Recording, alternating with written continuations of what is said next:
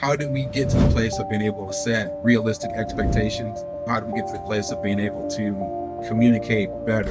Relationships without trust do not work, whether it seems like a small thing or not. Like you saying one thing and then doing something completely different, those things matter. When all else fails, when you don't have the answer, when you don't know what to do, you have to be able to. We are in Anaheim, California. We're just hanging out, having a good time. This has been great. We left Laguna Beach yesterday, no, 2 days ago. And I've just been literally just Doing nothing. Enjoying doing nothing. It's been nice. Yeah, it's really good. We said last time that we were talking about how did we get to the place of being able to set realistic expectations, and then also how do we get to the place of being able to communicate better. Yeah. We don't have like a step 1, 2, 3 yet. We will work on that, but for now, we do. Do we? Yeah. Well, we'll just have a conversation and then let's see it unfold, because in my mind, I don't know what the step 1, 2, or 3 is. So I'm excited about this as well. What would you, if you could guess, what do you think step one was? Listen. Nope. You're wrong. See, there you go. I would say step one for both of us was our prayer time, our individual prayer time. Listening to God, that's not. Who was you talking about listening? That can't be number 1. Is that what you was talking about? Listening in general. You just gave that up right now. Listening to God, In this one. listening to you. No.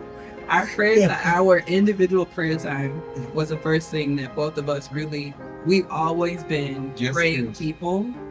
But then we both became very intentional about praying for. Now, I'm not praying for him. He's not praying for me. We're praying for ourselves. So I'm praying, God, help me to be the best version of myself so that I can be a better wife to him. And he's praying the opposite of that, which is God, help him to be the best version of himself so he can be a better husband to me. I think a lot of times our first thought is, well, let me pray for them. Let me pray for my spouse, because clearly you need some help. I'm good. We want to tell God, like, get them, fix them. But really, we should be praying for ourselves as individuals. Like, God, help me. God, give me wisdom. God, give me understanding so that I can articulate my own feelings in a way that my spouse understands. So that was step one. Yeah. All right. I'll go with that. I'll go with that. That was a good one. I think maybe step 2 is, well, to kind of go along in that same idea, is praying that God would help me love my spouse and see my spouse the way that God sees my spouse. Yeah. Those are actually 2 things that, believe it or not, my dad taught me to do. Was he passed on, was to, number 1, always, as much as we can, pray together. And start out the relationship doing it. Even in the dating phase, if I think this is serious, if you think this is serious, start in prayer. And honestly, even if it's not serious, you shouldn't be dating and not praying together. So to have God at the center of your relationship is key. And so we did that during the dating, during the engagement, and then during the marriage phase. When we first got married, we probably spent a good, Zoe was born in 2013. So we probably spent a good 4 years being able to do that uninterrupted with no kids. Every single morning when we would get up, because we both, work from home, we're entrepreneurs. And so we wake up in the morning, have breakfast, open the Bible, and just like we had a devotional that told us, like, here's some things for your beginning phases of marriage. I had like, There's a Bible for couples. Yes. And so we went through that devotional, and then we would go through the scriptures, she would read some, I would read some, and then we would say, "This is what we got out of it. What did God basically what did God kind of place on our minds and our hearts based off of that reading or that devotional or the scriptures?" And then from there, I would say, "Is there anything that I can pray for you about or for?" And she would say yes or no, and then tell me what those things were, and then she would ask me the same thing, and then from there we would just pray for each other, and just lift each other up in prayer. And then also, like I said, praying like, God, help me to see Stephanie the way that you see her. Help me to love her the way that you love her, because that's what's best for her. Now, I don't want to see her the way that I see her. I want to love her the way that I think she should be loved. I want to love her and treat her the way that God would treat her. And so that completely changes the dynamic. It changes the perspective. And so that's something that we really, I guess I would say work hard at, but we're just diligently, constantly praying about. And to this day, I mean, we still do. And so that's definitely step one in the marriage formula. Our unprofessional marriage formula. Our Egler marriage formula. That's step one. I think then step two was applying the things that God has revealed to us about ourselves in action Yes. with each other. Yes. So now that I prayed, like, God, show me myself so that I can be a better version of myself. All right, now that I see myself, okay, you know what, my tone is a little bit harsh sometimes. So how about now when I'm asking questions or I'm trying to present things that or talk about things that have offended or hurt me, God is now showing me like, hey, here's a better way to say that. Here's a better tone to have so that he can actually receive what I'm saying and not automatically be defensive because I'm coming in ready for a fight. Yeah. Those are things that are very important to actually, and the things that you're praying about, to put those into practical action. Like Stephanie was saying, it's important because, the Bible says that faith without works is dead. And I think it's the same thing that when you are praying about something, you're asking God, God, help me to see her in a better way. Help me to treat Stephanie in a better way. And then I don't actually try to do that. I think that's, we're doing ourselves a disservice, our spouse, our marriage, our family, we're doing that a disservice if we don't actually put in the work, the effort towards that. And so that's something that, yes, 100% I agree with. I would say the other thing with not putting what you learned into practice, if I know that my husband is praying to be the best version of himself, but then he's not trying, okay, I don't trust what you're praying. That's good. And so, like, relationships without trust do not work. Whether it seems like a small thing or not, like you saying one thing and then doing something completely different, those things matter.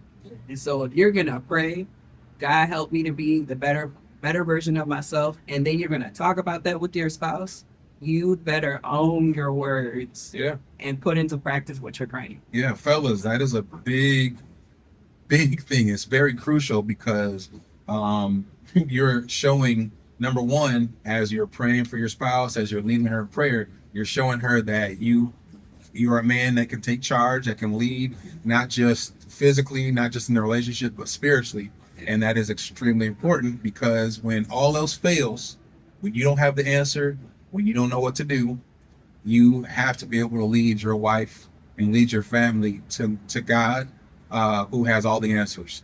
And so if she doesn't trust your relationship with God, you can forgive. Yeah. And so, yes, number one with that, when it comes to, that building that trust, being consistent, and actually doing what you say, following through with those are very, very important. So that's for men and for women. Yeah. If you're praying, God, help me to support my spouse or help me to be a better wife or whatever you're praying in that time. Help me to have a better mentality or perspective or attitude or, whatever it is.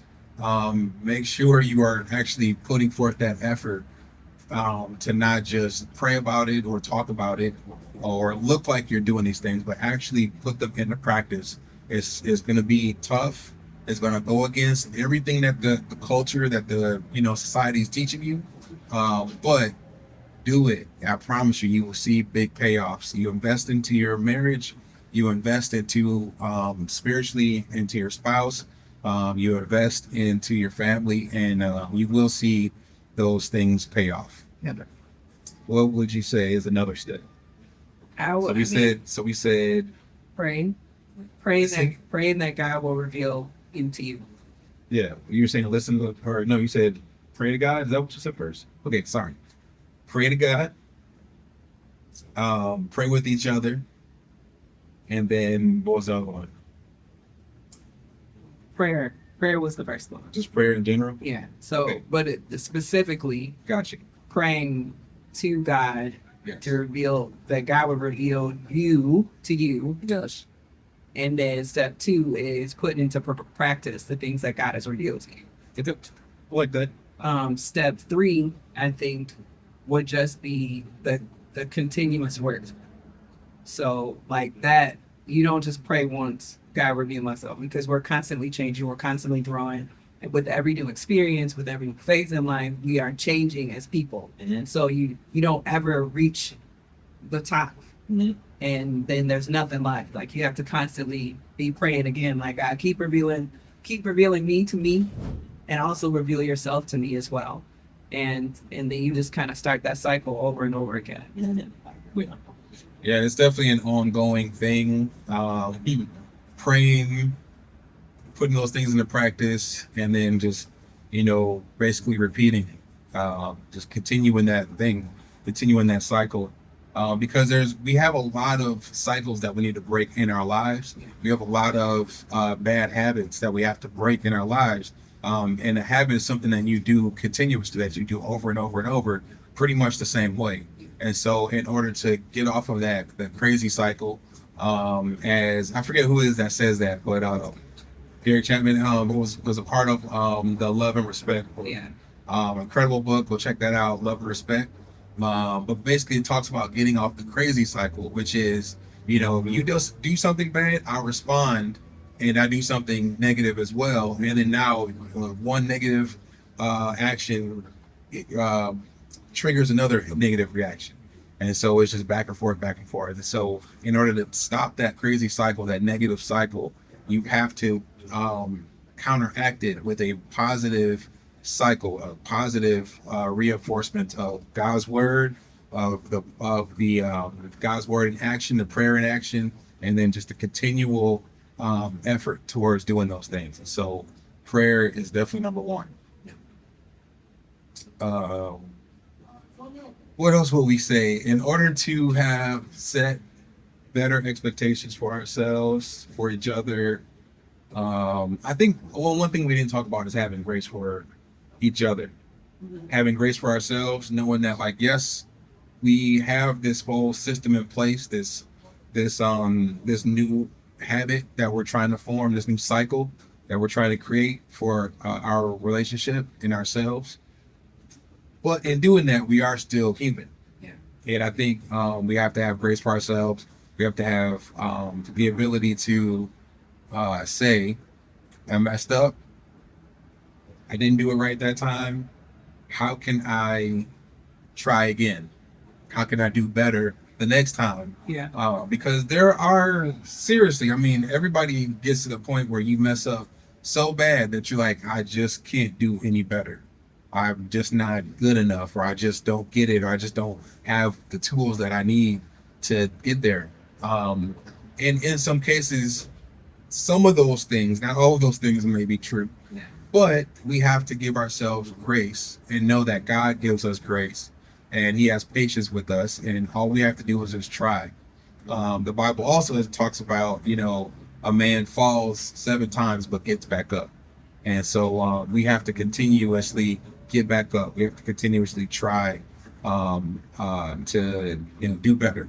And so, in having grace with ourselves, hopefully that will also, we see that God has grace for us. We also hopefully have grace for each other, because you know we one thing that I've dealt with has been, in my mind, I am trying so hard. I'm trying to be so intentional. So guess what? That means you are too.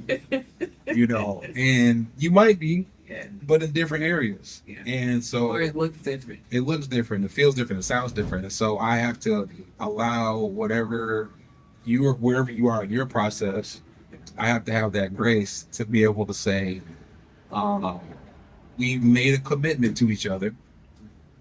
We said we're on each other's side. We're not enemies, and so we love each other, and so we're trying. I have to take her at her word and believe her.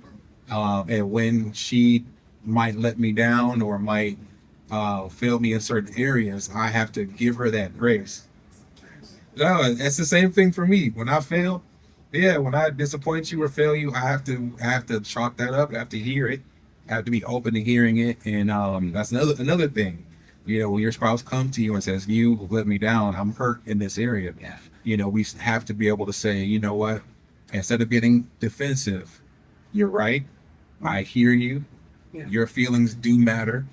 And I'm sorry about that. How can I get better? How can I do better?" I heard somebody once say that when a person comes to you to tell you that we've offended them, your job in that moment is not to convince them that you didn't. Which a lot of times that's our first response, or reaction to that is like, no, I didn't, or I didn't mean to. That's not what I was trying to do. Like, that's fine. Even my saying is good intentions don't always yield good results. And even if you have good intentions, it doesn't mean that the outcome is always going to be good. And you got to be okay with that. And you have to own that, yeah, I tried to do a good thing, but you know what? I didn't, and I'm sorry for that. Another thing that I was going to say about grace is, I like to think about grace in response to being at a restaurant. Or you've been to a restaurant before and you come up, your server is just horrible. They got an attitude, they're just mean and nasty, and it's just kind of like, what is going on with this person? I just got here. This is your job. If you don't like your job, go get it done. Those are things that go through your head. But well, I think where grace comes in is, I don't know what this person went through before they encountered me. But where grace steps in is when I leave their presence or they leave my presence, it's better. I didn't make it worse because I don't know what you went through before I came into your presence. And it's the same thing with our spouses. Like, he could be gone all day from work. Yeah, I'm at home with kids and it's just been a rough day. And then he comes home and I'm like pouring out all of my woes for the day. But I have no idea what he went through during the day at the same time. And so if he's not as responsive the way that I want him to be, if he's like, okay, all right, I'm sorry that happened, and then just keep going. But I'm looking for hold me, consult me, but not thinking about, hey, he had a whole day. I have no idea what it was like for him outside of the doors of this house. And so I need to have grace for him in that moment, that, like, let me give him his time. Let him go, just have his own peace, and then we can talk later. Yeah. And that's actually a very gracious outlook on being a wife and a man coming home from a hard day. But also, men, be gracious as well, in the sense that she may have a whole lot that she needs to get out and pour out. And why not allow yourself to be that sounding board, to be that shoulder to cry on, to be that listening ear? Because women need that. Number one, women need that, but then they will also find someone who will listen. And whether it's a man or a woman, they will find someone, and it's because they need that. Men are much more to ourselves. We're more so, we're internal processors a lot, and then we don't talk until we figured it all out. However, women, they need that communication, they need that conversation, they need that external processing time, whether you're going to fix it or not. Be there, be ready to listen, even if you've had a hard day, even if it's been tough. Listen as much as you can, hug her, love her, and just be open, be gracious for one another. So I would say a good tip would be is to like y'all have an agreed on greeting. Sure. So whether it's like, hey, whoever has been out working, you get home, I give you 10 minutes. When you come home, 10 minutes, you don't have to deal with the kids, you don't have to hear from me, 10 minutes to just decompress. And then once you've refreshed yourself, then we can come back and discuss our day rather than hitting whoever at the door. And it's just a mutual understanding that when we come back together, we give each other however long the time is to decompress, gather our thoughts, and then we talk. Yeah, and for us, like the funny part is that Stephanie and I have never actually talked about that. Like we've never talked about that. But it's something we do. But it's something that we do. Like if you come home and I've been working at home with the kids, and then they want to charge you at the door, or bombard you with like questions. Mommy, can I have whatever. My first thing is everybody give mommy some space. Yeah. Go in the other room or leave her alone for a little while, and I try to keep them off. No matter, and then I just basically until you engage them, then that's when I say, okay, we'll go for it. So that's an unspoken rule that we came up with. That's good. So we talked about grace. What else was I gonna say? I guess we can go back to the steps. So prayer, one way to get to, or a few ways to get to setting better expectations for ourselves and for each other, and then also communicating in better ways. I would say, again, listening, being attentive. That is something that is extremely important.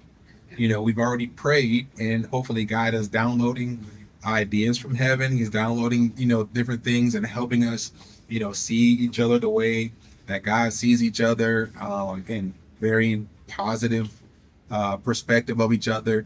I think next is you have to listen and be open to, we talked about the criticism, or open to, pouring out your heart, or, whatever that is. But then I think another thing is listening, and just some of those things are unspoken. Some of we have to be very attentive to how is our spouse responding? How is our spouse physically, in good health? Are they in a good headspace? Because that, I believe, helps set the expectation. If you are constantly checking on one another, if you are constantly making sure that the other is okay, that is a form of serving one another. And serving each other goes a very long way. Again, it speaks volumes of how much you value your spouse. It speaks volumes of how much you want to be intentional about making this a positive, healthy marriage and relationship. And so I say listening is very, very key. It is a unfortunate lost art and skill that a lot of people don't, practice and sharpen. But listening, I think is a big one. What else we got? Now you have a perseverance. What do we say? Prayer and listening, that's it? Prayer and then put it into action. And you get prayer put in action. Talk about grace. Talked about listening. Cool. Yeah. There is no 1, 2, 3 step. There isn't.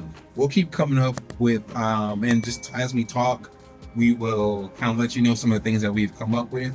And maybe one day turn this into a very cut and dry guide. But as of right now, we're speaking from experience and knowing that we are not perfect. You are not perfect, and that's okay. But we have to try as hard as we can to hit that mark that the Bible talks about, pressing toward the mark of the high calling which is in Christ Jesus. The high calling is marriage. It's one of the high callings is marriage, and it is not for the faint of heart.